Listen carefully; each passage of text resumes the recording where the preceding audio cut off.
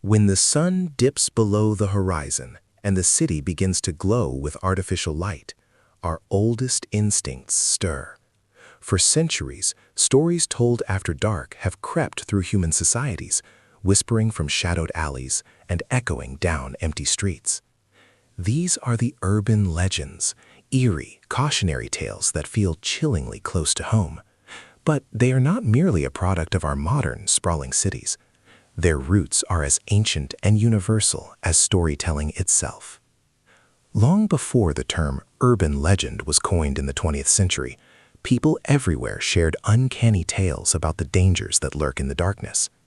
What is truly fascinating is how these legends, separated by continents and centuries, often share striking similarities. Psychologists and folklorists believe this is no accident. Across every culture, these stories tap into our most primal fears: the fear of the unknown, the fear of the outsider, and the fear of the unpredictable world that awakens after sunset.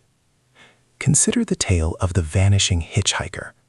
In the United States, countless people have heard versions of a story where a driver picks up a mysterious young woman late at night, only for her to disappear from the back seat without a trace.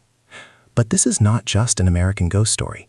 Similar tales haunt the roads of Japan, South Africa, and Russia.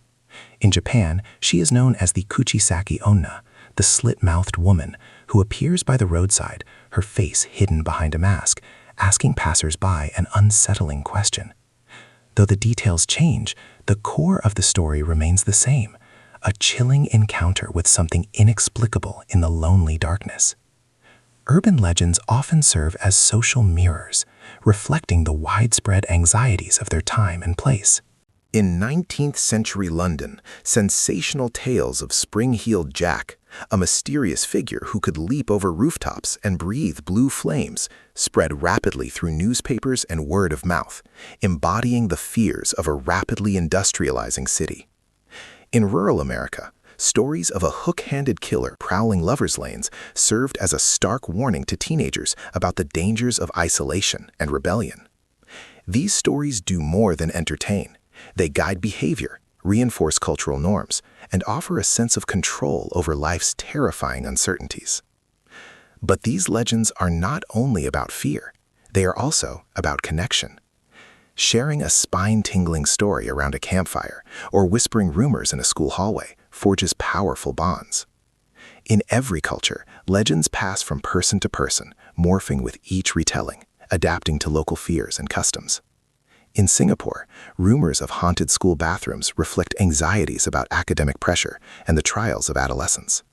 In Mexico, the specter of La Llorona, the weeping woman, haunts riversides, her mournful cry a warning to children to stay away from dangerous waters after dark. What unites all these tales is their fundamental purpose.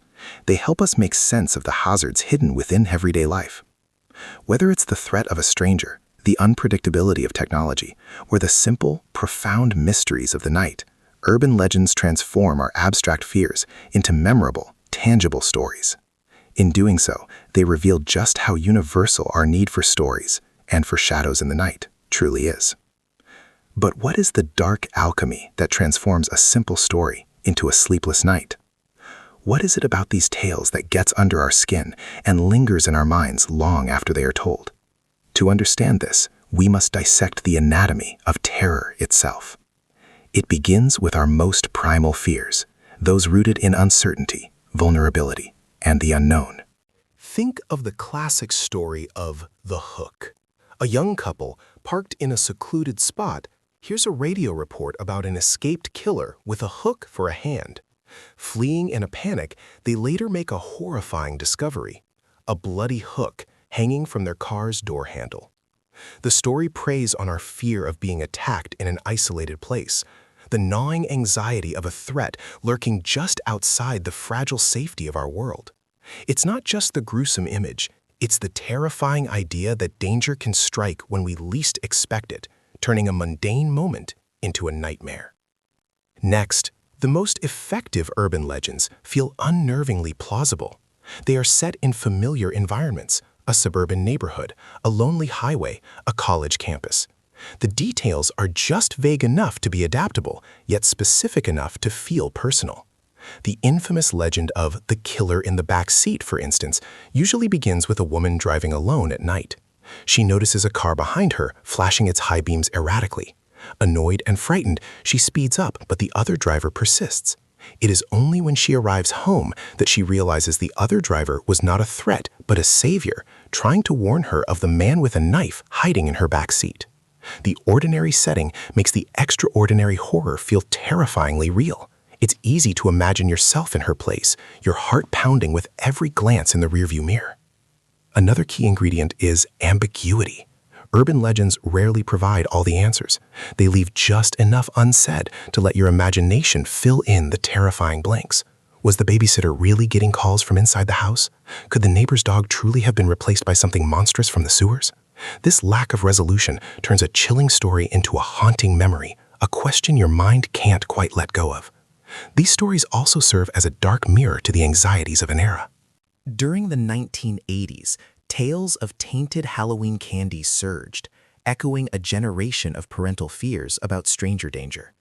In the digital age, legends have evolved to include hacked webcams and sinister online predators. They adapt to the collective worries of society, making them feel urgent and deeply relevant. Finally, the power of an urban legend is amplified by how it spreads, through word of mouth, morphing and evolving with each retelling. This adaptability is what gives them their incredible staying power. The storyteller's hushed tone, the addition of local details, the claim that it happened to a friend of a friend, all serve to personalize the fear and keep the legend breathing. That tantalizing closeness makes us wonder, with a shiver, if we could be next. What makes an urban legend truly scary isn't just the monster or the twist. It's how it worms its way into our daily lives, our deepest fears, and our own imaginations, reminding us that the most terrifying tales are the ones that feel like they could happen to us. Perhaps no legend illustrates these principles better than One Whispered and Darkened Rooms, a name that has echoed through generations of sleepovers and dares: Bloody Mary. This chilling ritual did not simply appear out of thin air. It is a product of centuries-old fears, ancient folklore, and real historical figures whose stories became twisted and magnified over time. The story's foundation rests upon an ancient superstition: the mirror. For centuries, cultures across the globe have believed that mirrors are more than just reflective glass. They are portals, gateways to the spirit world. In medieval Europe, it was common practice to cover mirrors in a house where someone had died, to prevent the soul of the deceased from becoming trapped within its depths. Mirrors were thought to hold a person's essence, their very soul, and could act as a conduit for supernatural entities. This deep-seated connection between mirrors and the otherworldly set the stage for a legend about summoning a spirit through its surface. But why the name Bloody Mary? Many historians trace it to Queen Mary I of England, who ruled from 1553 to 1558.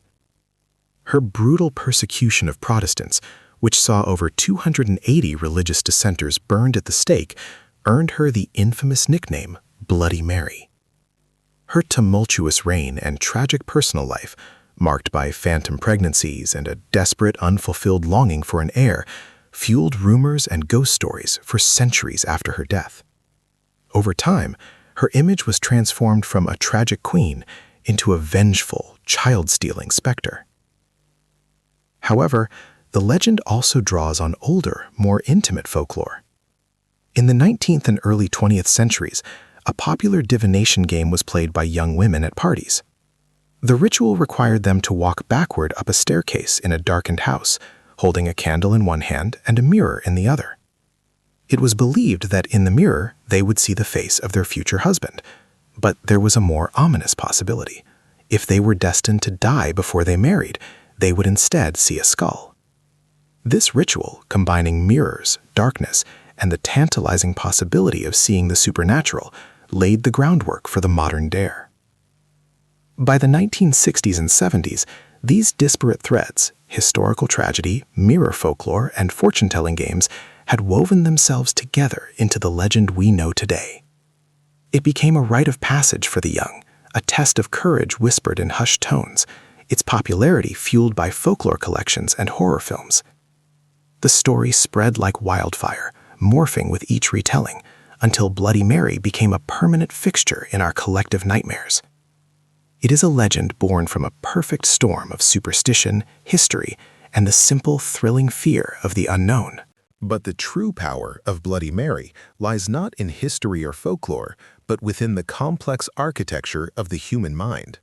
When we stand before a mirror in a dimly lit room chanting her name, we are not just playing a game, we are conducting a fascinating psychological experiment on ourselves. At its core, the ritual preys on a powerful cognitive bias known as suggestibility. When you are told that repeating a name 3 times will summon something terrifying, your brain goes on high alert. This heightened state of expectation makes you far more likely to perceive something unusual, even if nothing is there. Our minds are pattern-seeking machines, a trait that once kept our ancestors safe from predators lurking in the shadows. In the dark, that ancient wiring can turn a flicker of light into a phantom. The choice of a mirror is crucial. Psychologically, a mirror presents us with a familiar yet alien version of ourselves, our own reflection reversed. In low light, our visual perception is already compromised. Staring at your own face in the near dark can trigger a powerful perceptual trick called the strange face illusion. After just a few minutes, your brain, struggling to process the limited information, begins to misinterpret what it sees. Your features may appear to melt, distort, or even transform into something monstrous. This effect is not just folklore. In a 2010 study by psychologist Giovanni Caputo, nearly all participants reported seeing dramatic facial deformations, strange faces, or even apparitions when gazing into a mirror under dim lighting. Now add the adrenaline rush of fear and the powerful expectation of a supernatural event. Your brain can easily conjure a convincing hallucination. The faint movement of your own shadow becomes the specter in the glass. This is a classic example of pareidolia, our tendency to see meaningful patterns, like faces, in random stimuli. It is the same phenomenon that allows us to see animals in the clouds or a man on the moon. The ritual is also amplified by group psychology. When performed with friends, it becomes a shared emotional experience. Fear is contagious. One person's nervous gasp can instantly escalate the tension for everyone. This collective atmosphere heightens individual anxiety, making it even more likely that someone will see or hear something out of the ordinary, creating a powerful, self-fulfilling prophecy. Ultimately, the Bloody Mary ritual is a mirror reflecting our own deepest anxieties. Fear of the dark, fear of the unknown, and fear of our own imagination running wild. It offers a controlled way to flirt with terror, to feel the thrill of the supernatural while remaining in the relative safety of our own homes. The legend endures not because a ghost lives in the mirror, but because of the profound and mysterious power that lives within the human mind. So why do we return to the mirror? Why, after all these years, do legends like Bloody Mary still hold us so tightly in their icy grip? The enduring allure of these stories goes far beyond the simple thrill of being afraid. It speaks to what these legends reveal about us, our psychology, and the very nature of human connection. At its heart, the ritual is a safe way to confront fear. In a controlled environment, a darkened room, a single candle, a familiar reflection, the stakes feel high, but the danger is an illusion. We know, on a logical level, that nothing supernatural will happen. Yet the act itself taps into something ancient within us, our curiosity, our superstition, and our innate need to test the boundaries of the known world. It is the same impulse that draws us to roller coasters and horror movies. There is a rush of adrenaline, a spike of primal fear, and then the profound relief of laughter with friends when the lights come back on. The legend becomes a rite of passage, a shared memory that binds groups together through a common, thrilling experience. But legends like Bloody Mary are more than just a game. They are a way for us to give shape and form to our deepest, most abstract anxieties. Mirrors themselves have always been objects of mystery. They reflect our reality, but it can often feel as if they contain another world, just beyond the glass. By daring each other to summon a spirit from that world, we are playing with the unsettling idea that there might be something lurking on the other side of our perception, a shadowy presence that represents all the unknown dangers we face. There is also a powerful element of control at play. When we participate in these rituals, we are the ones who choose to face the darkness. We light the candle. We speak the words. We are confronting our fears on our own terms. Psychologists suggest this act of voluntary engagement can help us process anxiety and feel more empowered. It is not dissimilar from telling scary stories around a campfire. By giving our fears a name and a narrative, we make them feel just a little less overwhelming. And we cannot forget the fundamental power of storytelling itself. Scary legends are passed down from generation to generation, constantly morphing to fit the times. In one version, Bloody Mary is a vengeful witch. In another, a grieving mother. Each telling reflects the culture and concerns of the moment, allowing us to explore taboo subjects like death, loss, and the supernatural in a way that feels both safe and deeply compelling. Finally, the enduring allure of these legends lies in their beautiful, terrifying mystery. There are no definitive answers. No one can say for certain what lies on the other side of the mirror. It is this profound uncertainty that keeps the story alive. We are drawn to mysteries we cannot solve, to questions that have no easy answers. It is this spark of the unknown, the tantalizing possibility that something extraordinary might happen, that keeps us coming back to the mirror again and again, whispering their names into the dark.